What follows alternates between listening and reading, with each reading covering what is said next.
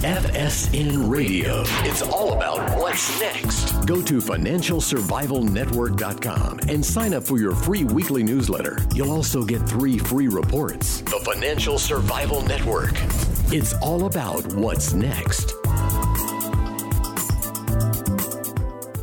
Welcome. You are listening to the Financial Survival Network. I'm Kerry Lutz, and today is 7/11/19. That's always a lucky day for me.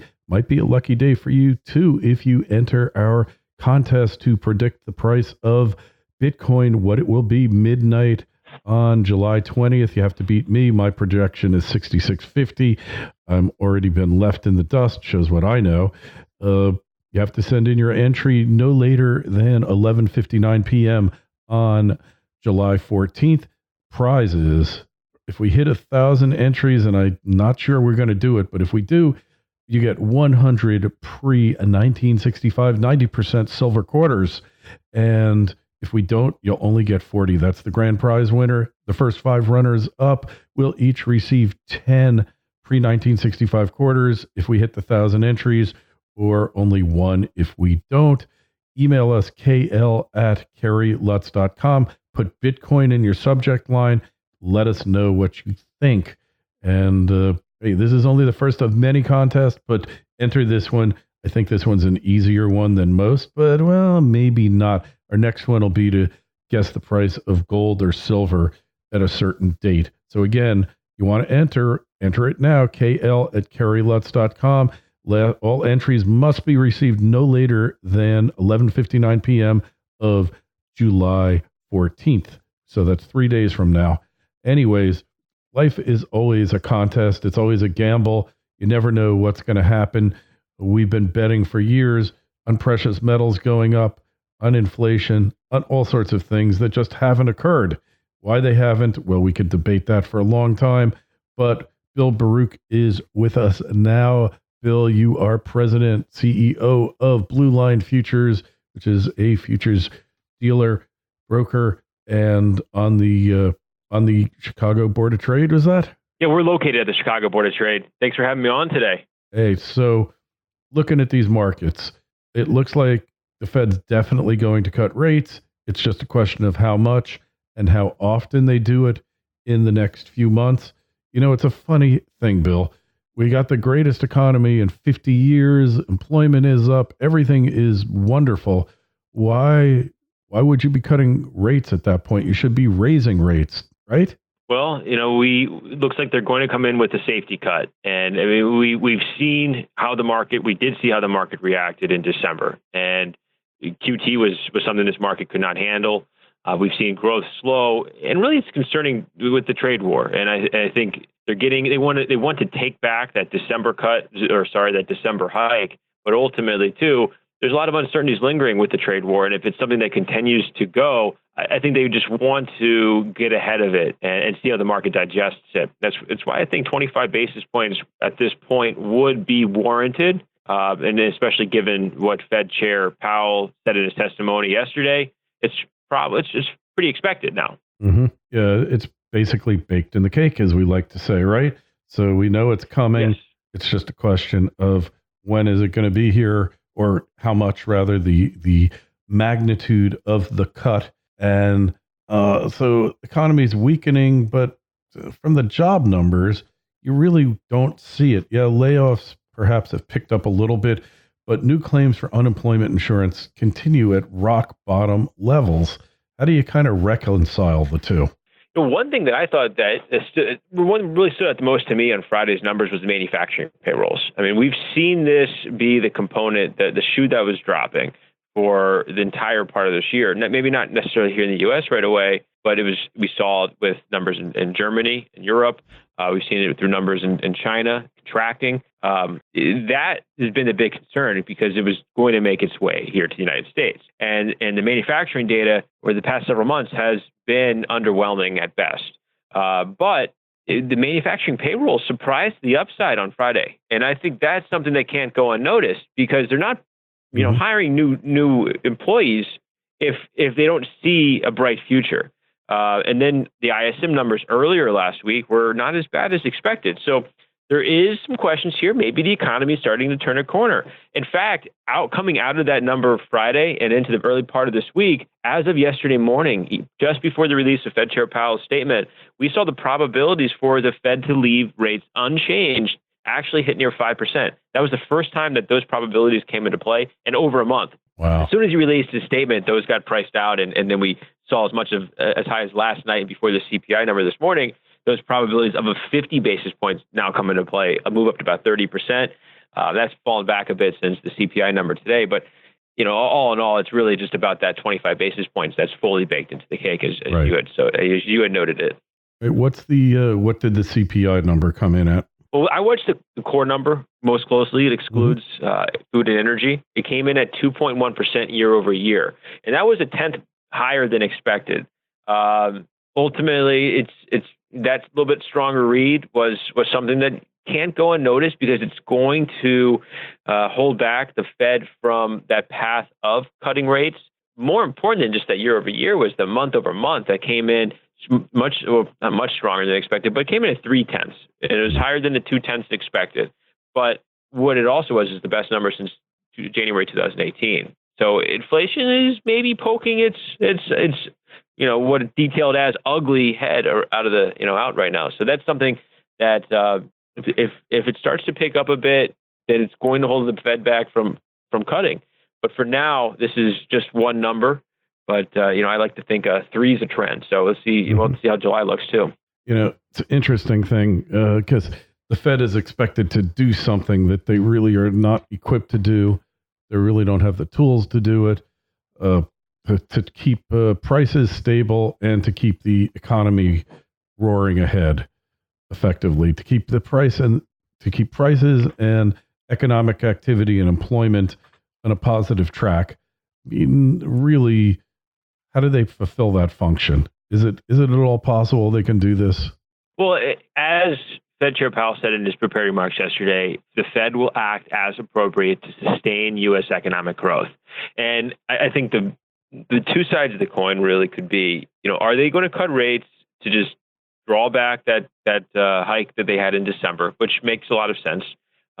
Maybe it wasn't as warranted in hindsight, or are they simply cutting because they want to get ahead of a potentially slowing economy? I think both would make sense on the 25 basis points. See how the economy digests it, and see how the numbers go from there.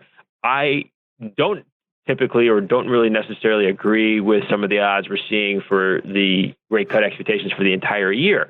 We're seeing something now more than 50% probability that they cut 75 basis points by the end of December. So we'd have to see how this rate cut gets digested into the economy. Where does growth go from here? Where does the trade war go from here? But if we want to get a little political about it, I do think there is some reason to believe that President Trump would like to see at least 50 basis points this year, and then we may see him try to make some trade deals, and that would get the market moving much higher in through 2020 and ahead of the elections. Who wouldn't want that? In the sense of if he's trying to win an election. So that's something to kind of keep in mind as we're watching what the Fed's going to do. But it's also one of the main reasons the Fed is going to cut is uncertainties due to the trade war. So it's going to be interesting to see how the two components work together or work against each other as the year unfolds. Yeah, it certainly will be interesting, no doubt. And really, you think the Fed has got things under control, or do you think they're in a tenuous situation? FSN Radio. It's all about what's next. Today's show is brought to you by U.S. Gold Corp. U.S. Gold Corp is a U.S.-focused gold exploration and development company advancing high-potential projects in Wyoming and Nevada. U.S. Gold Corp has consolidated a district on Nevada's productive Cortex Trend and is advancing the Copper King project towards production in Wyoming, led by a team of prolific company builders and renowned explorers, including Dave Mathewson, who is directly responsible for several major Nevada gold discoveries. U.S. Gold Corp is well-capitalized and has an extremely tight share structure with less than 20 million shares outstanding and trades on the NASDAQ, a major exchange under the ticker symbol USAU. To learn more, go to usgoldcorp.gold. That's usgoldcorp.gold. The Financial Survival Network. It's all about what's next. I think the Fed has things under control. One obvious, look back from now compared to 10 years, 20 years before, just generally speaking, there's information has never flown so easily. I mean, there's reports on everything. Every word of every statement is digested, and it's reported in many different news stations on many different fronts, many different outlets. I think that too much information is out there right now, and I think that too much information leads to more anxiety in the market or anxiety overall in the participants. So I don't think that is as warranted, but I think the Fed does have things under control from the mindset that they're just taking back a December cut, they're taking back the December hike, or they're just trying to get in front of potential slow growth just to see how the market reacts. Remember, one of the main reasons supporting the hikes for the past 2 years has been they got to hike now so they can get ahead of any potential recession in the future. And what is this? This is exactly what everybody was calling for, the reasons for them to hike in the past. So I think we got to let it play out that way. So this is really a very defensive kind of move, isn't it? Yes. Mm-hmm. Well, the Fed has screwed up many times in the past, and you can never underestimate the Fed's ability to screw things up. So I guess what I'm saying is just as recently as December. I mean, obviously there was some political push and pull that they wanted to look at independent. The data really hadn't turned a sour corner yet. But in hindsight, you look at it as a mistake. I mean, personally, I even wrote a piece in January that I put out calling their mistake. They made a mistake in December and they made a mistake in January. So it's. I mean, they do make mistakes, and but just with trading, the same thing. It's okay to be wrong, just as long as you don't stay wrong. No matter how long you stay wrong.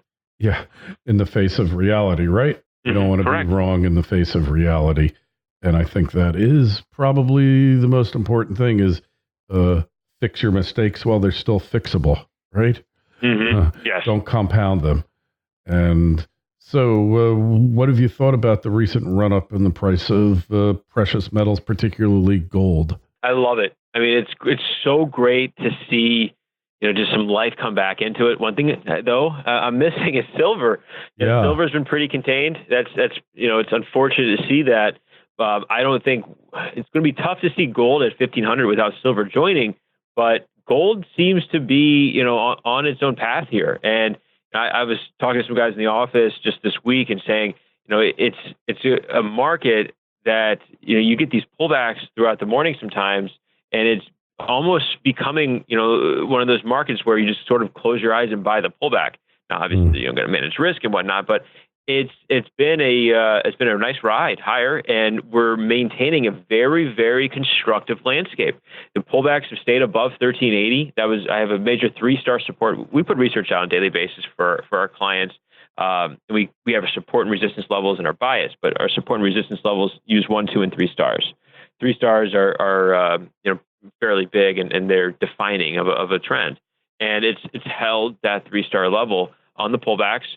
And then it's been constructed to the upside. The one thing it did lack last night in gold was it did not get out above 1432, which is the number to the upside I'm looking at, a 3-star level. We haven't been able to close above there, so a little disappointing. But if you're trading it, it's a tremendous trading range, and for now, the intermediate to long-term trend is higher and constructive. Mm-hmm. And you're a technical trader, right? So when we look at the Correct. technicals, the fact that it was in the sideways channel for 6 years, actually more than that, but let's just call it 6 years for argument's sake. And now it just broke through that, and it broke through with such authority. And it was pretty amazing, the relative strength, wasn't it? It was. I mean, it pushed through there very, very strongly. You saw some melt ups. I was watching, trading the tape. Some of those nights that this thing was, you see $30 spikes in pullbacks, in a matter of minutes. It's a heck of a move. Again, I wish silver could join the party. It's a little disappointing not to see that. Yeah. But it's been a heck of a move. Yeah. Yeah. And totally unexpected. Hey, whenever you see experts surprised, right? You always see experts are surprised. The experts seem like the the jilted or betrayed wife. They're always the last to know. Yeah. Yeah. I mean, I've been saying I expect this is the year. I may even said it last time I was on your show. This is the year we're going to see 1,500 gold. The land, or really 1,480. The landscape is ripe for that right now.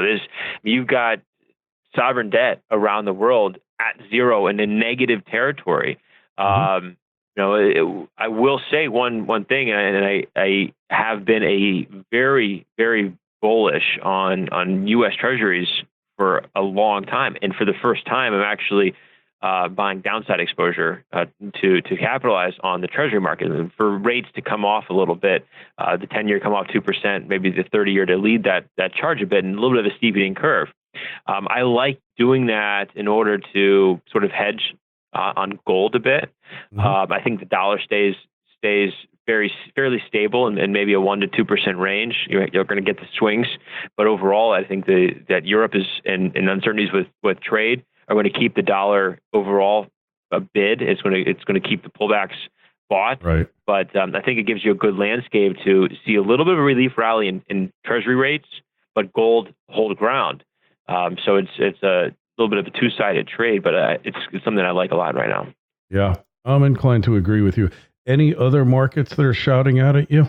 You got to love some of the volatility we've seen in the agriculture markets, and in fact, we're getting a big report here in about 10 minutes. But we tend to be fairly bullish overall on ags, and I think corn definitely has some upside. Just the way things are playing out fundamentally over the past couple of months. A lot of you got a lot of wet weather, and then you have too hot and dry. And when it's all said and done, we start going into September and a couple months from now, it could be very bullish on prices. Yeah. Hey, so what about pork? You've been watching pork? I have been. You watch that very closely, don't you? And yes. You know what? We've seen a good. It's been a good trend down. It just can't seem to find its footing despite the African swine flu and a number of potential reasons to think this thing could rally. There will be that day. I mean, it's going to rally. I mean, mark my words. There's going to be a day where you see 10 to 20 straight sessions, and hogs will be higher. But you know what? It's going to be nearly impossible to time, and that's one of the issues there. Yeah, that is the issue for sure. Hey, so when you're looking at the African swine flu, now they're saying as much as 50% of China's hog herd has been executed, basically died, because the stuff, if they don't kill them and prevent the spread, they die the next day anyway. This is really alarming, isn't it? Well, China's hog prices, which we're not seeing here in lean hogs traded on the CME, those have been surging. And that's why I think you're going to essentially see that trickle into these prices, but it's just a time, it's tough to tell you the time frame that may happen. Yeah, I gotcha. Yeah, the future is always uncertain. I haven't seen the price. Just as uncertain is are we out of the woods on seeing African swine fever here? Yeah. And if we could wake up one morning and you start to see reports, and that could be that spark that lights that 10 to 20 session straight rally I was just talking about. It could happen. So again, those are tough things to time. But if you're trading this market and you're managing a risk, there's options always become something that to be able to price, take a shot on with something like that. Truer words are never spoken. Hey, Bill, we want to get in touch with you, read your work. I know it's on Kitco. How do we connect with you on the web? Well, bluelinefutures.com. That's our website. So if you visit our website, we have a research tab on the top right. And on that research, if you go in there, there's a free section. And you'll be able to sign up. It should pop up there. You sign up for a free trial of our research. Be a 14-day complimentary. We do everything from the S&P, gold, crude oil, corn, wheat, soybeans, FX, to lean hogs and cattle. And it goes out daily. We have videos too. We do a midday market minute updates. So all that's on our website. You can sign up for that there. We encourage you to do that. There's no harm in trying it out. We also just launched our trade alerts. It's a limited risk option strategy. You can see more about that on the website as well. All right. Hey, just give us the website again. BlueLineFutures.com. All right. Hey, any questions, comments? Enter the contest. KL@KerryLutz.com. Twitter feed @KerryLutz. Facebook page, Financial Survival Network. Bill, thanks so much for coming on. Thank you for having me on again. I look forward to joining you sometime soon. FSN Radio. It's all about what's next. Go to FinancialSurvivalNetwork.com and sign up for your free weekly newsletter. You'll also get 3 free reports. The Financial Survival Network. It's all about what's next.